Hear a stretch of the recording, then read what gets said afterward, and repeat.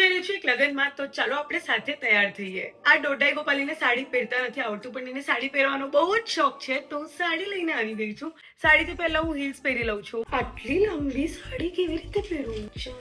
હવે સૌથી difficult task આ પ્લેટ્સ બનાવવાનો. Okay, not bad. મને વિશ્વાસ નથી થતો કે મેં સાડી પોતે ડ્રેપ કરી છે. વાવ. હવે મને છે ને મેકઅપમાં ખાલી થોડું ટચઅપ કરવું છે. કન્સીલર, સેટિંગ પાવડર ને બ્લશ. આંખો ઉપર હું થોડુંક આ પિંક કલરનો શેડ લઉં છું. હું આ શિમર સ્ટિક્સ વાપરી રહી છું. મને બહુ જ ગમી આ તો મને સરસ લાગે છે. હાઇલાઇટર, આઈબ્રોઝ ને બી થોડુંક ડિફાઇન કરી લઈશ. એકદમ સ્લિમ આઈલાઇનર કરું. થોડુંક મસ્કારો બી કરી લઈશ. આ લિપ શેડ સારું લાગે છે. આ તો બહુ જ સરસ લાગે છે ભાઈ. બસ આમ ટકતા નથી, આ ફટ દઈને ખુલી જાય છે. મને બહુ જ કન્ફ્યુઝન થાય છે. મને આ ઇયરિંગ્સ ગમી રહી છે. એકદમ નાની બિંદી અને હવે લુક એકદમ કમ્પ્લીટ થઈ ગયું છે. અને હું આ નાનો બહુ જ ક્યુટ વ્હાઇટ બેગ કેરી કરવાની છું. પરફ્યુમ ફૂલ તૈયાર થઈ ગઈ છું.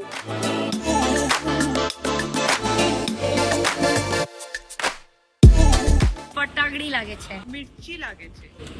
ક્યોંકि મને ગુજરાતી નથી આવડતું.